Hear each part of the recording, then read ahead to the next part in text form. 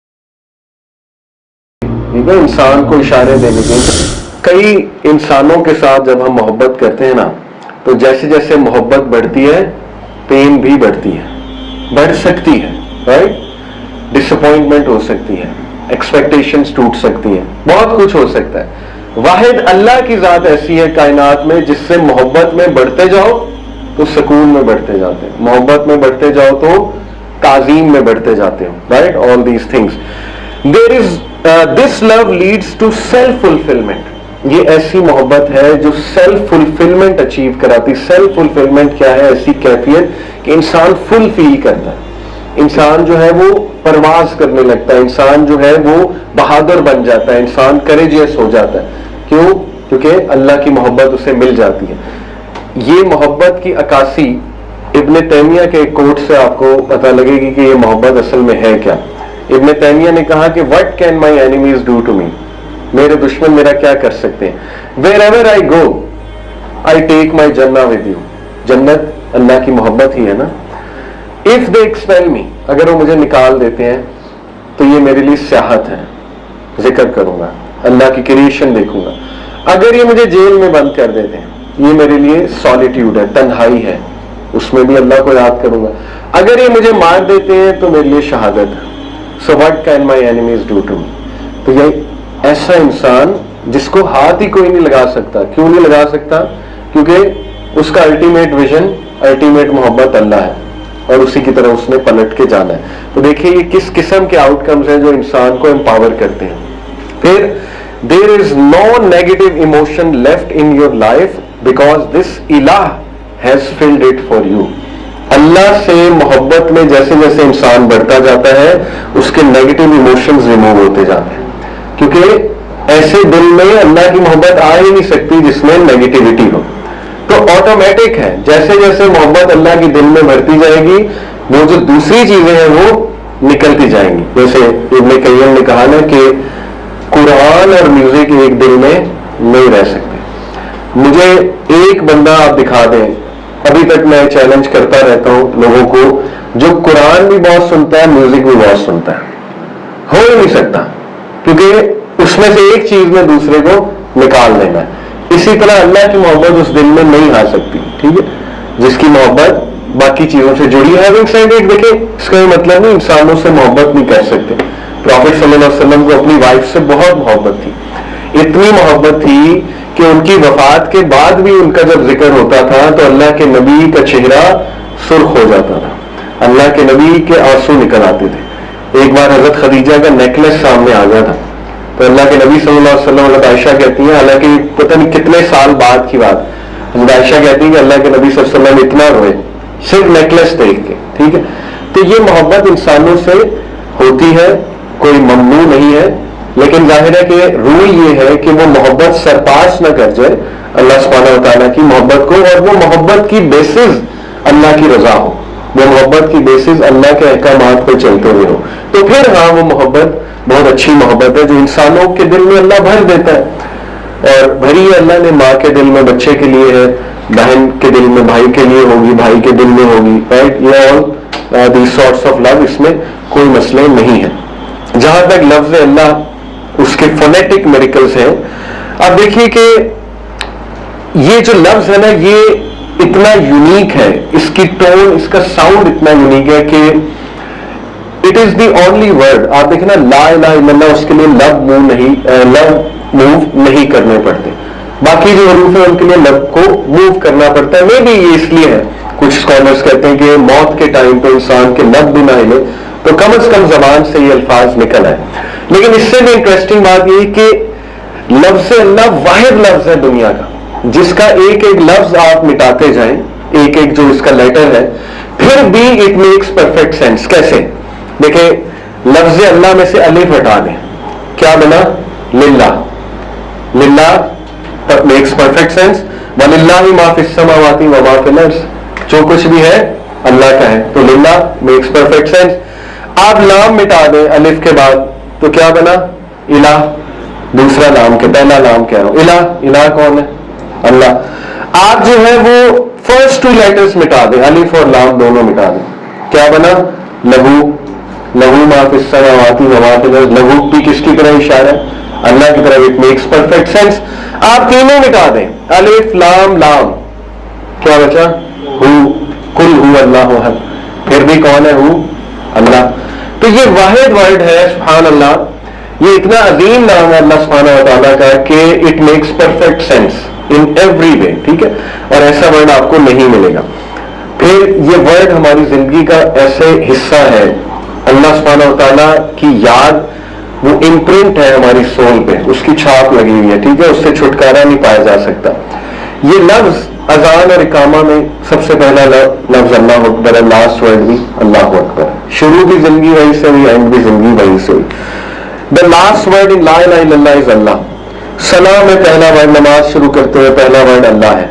Middle में रुकू में जाते हुए समी अल्लाहु लिमन हमीदा, वहां भी अल्लाह है. नमाज जब एंड होती है अस्सलामु अलैकुम व रहमतुल्लाह, वहां भी अल्लाह है. हर जगह स्टार्ट में, मिड में, एंड में अल्लाह है. वजह ये ट्रेनिंग है कि सिर्फ अल्लाह से मोहब्बत करो. वो जो पाकीज़ा एक मोहब्बत है, अल्लाह के मोहब्बत को अटेन करो, उसको गोल बनाओ. और एवरी मूवमेंट ऑफ द सलाह इज विद द वर्ड अल्लाह. नमाज की हर मूवमेंट अल्लाह के नाम से है, और वो भी हमारी ट्रेनिंग है कि जब नमाज की हर मूवमेंट अल्लाह से है तो जिंदगी की भी हर मूवमेंट अल्लाह से होनी चाहिए. यही तो नमाज है. तो नमाज से वो फायदा ना उठाना, राइट? तो फिर जाहिर है नमाज एक इबादत नहीं है, आदत है.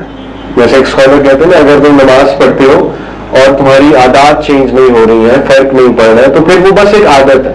जैसे कई लोग आदतन नमाज पढ़ते हो, तो इबादत बनाओ उसको, नमाज को. फिर आप देखिए कि सुभान अल्लाह, 2 रकत नमाज में लफ्ज़ अल्लाह 26 बार आता है. 11 बार तकबीर में, 2 बार समी अल्लाह में, 1 बार आऊज़ु बिल्लाह में, और अगर दोबारा पढ़े आऊज़ु बिल्लाह 4 times in 2 recitations of अल-फातिहा, 4 बार सूरह फातिहा में, 4 बार तशहुद में, 2 टाइम दुरूद में, 2 टाइम सलाम में. 26 बार आपकी याद दहानी करवाई जा रही है कि ऑल दैट मैटर्स इज अल्लाह. तो इससे बेहतरीन ट्रेनिंग नहीं हो सकती सुभान अल्लाह, अल्लाह की मोहब्बत में. इसलिए याद रखें, अल्लाह की मोहब्बत लेनी है तो अल्लाह को नंबर 1 जाने, नंबर 2 अल्लाह सुब्हानहू व तआला की इबादत करें.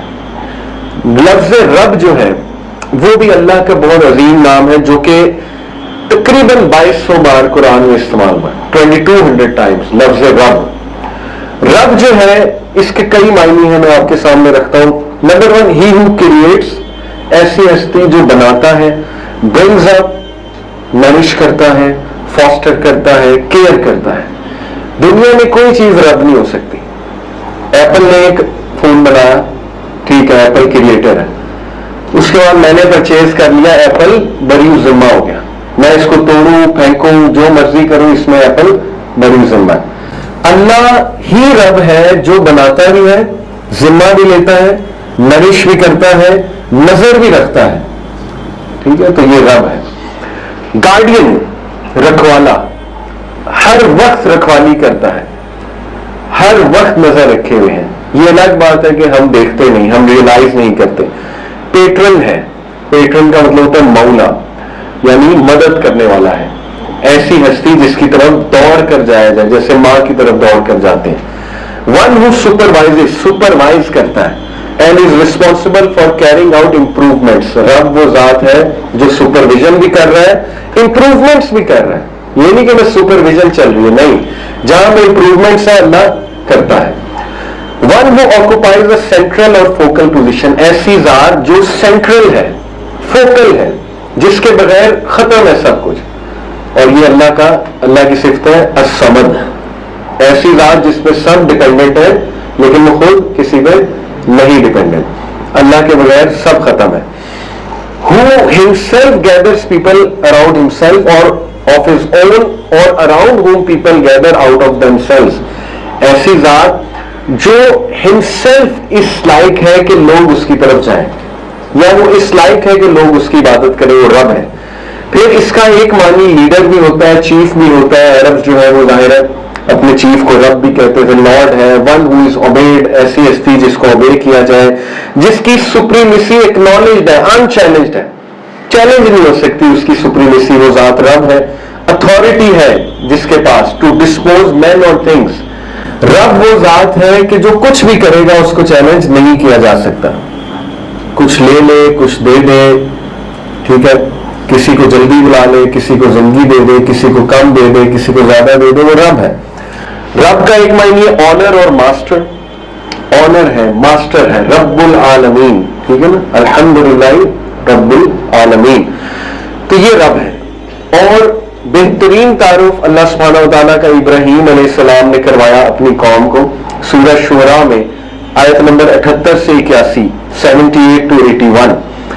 الذی خلقنی فہو یہدین, میرا رب تو وہ ہے, میرا الہ تو وہ ہے جس نے مجھے بنایا. فہو یہدین, اور وہ ہے جو مجھے گائیڈ کرتا ہے. ٹھیک ہے, بنا کے چھوڑ نہیں دیا.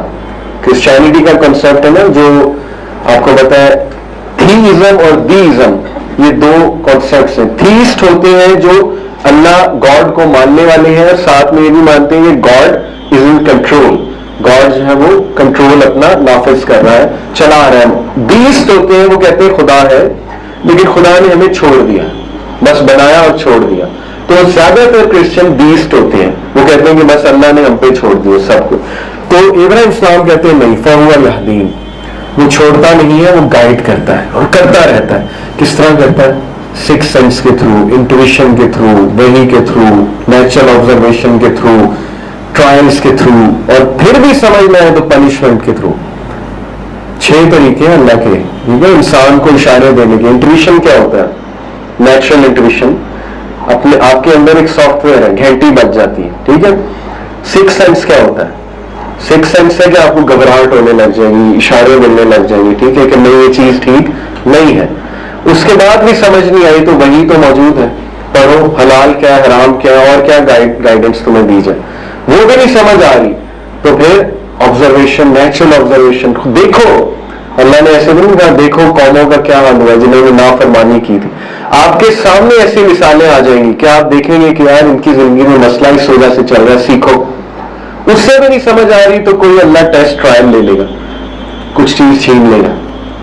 کئی لوگ ہیں دین پہ تب آتے ہیں جب کوئی حادثہ ہو, ایسے ہی نا, چھوٹی بچی تھی اس کی وفات ہوگی, سعید انور کرکٹر دین میں کیسے آئے, ٹھیک ہے. تو یہ ہے اللہ کا طریقہ. پھر بھی نہیں, پھر جو ہے وہ پنش بھی کرتا ہے اللہ, لیکن مقصد یہ کہ آ جائے, ابھی بھی سیکھ جائے. تو اس لیے اللہ وہ ذات ہے کہ جو ہدایت بھی دیتا ہے اور گائیڈ بھی کرتا رہتا ہے اور معاملات کو چیک بھی کرتا رہتا ہے, ٹھیک ہے, چھوڑتا نہیں ہے. والذی هو یطعمنی ویسقین, اور وہ تو وہ ہے جو مجھے یطعمنی کھلاتا ہے, بیوٹیفل, ویسقین اور پلاتا ہے. اسی لیے الحمدللہ الذی اطعمنی ھذا ورزقنی من غیر حول منی ولا قوة, یہ دعا ہے کھانے کے بعد کی. اور پھر سبحان اللہ, وَإِذَا مَرِضْتُ فَهُوَ يَشْفِينِ, اور جب میں بیمار ہوتا ہوں تو وہ مجھے شفا دیتا ہے. یہاں پہ عقیدے کا ایک پوائنٹ ہے کہ شر کی, برائی کی یا ویکنس کی نسبت اللہ کی طرف نہیں کرنی چاہیے. دیکھیں بیماری پہ ابراہیم اسلام نے یہ نہیں کہا جب وہ مجھے بیمار کرتا ہے تو شفا بھی وہی دیتا ہے, انہوں نے کہا نہیں جب میں بیمار ہوتا ہوں تو شفا وہ دیتا ہے, ٹھیک ہے.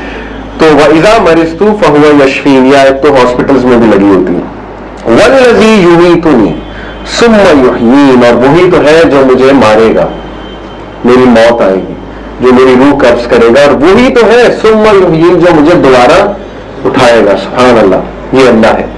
والذی اطمع ان یغفر لی خطیئتی یوم الدین، اور وہ کہ جس کی طرف میں امید کرتا ہوں، جس کی طرف میں دیکھتا ہوں کہ وہ ان یغفر لی، مجھے معاف کر دے گا۔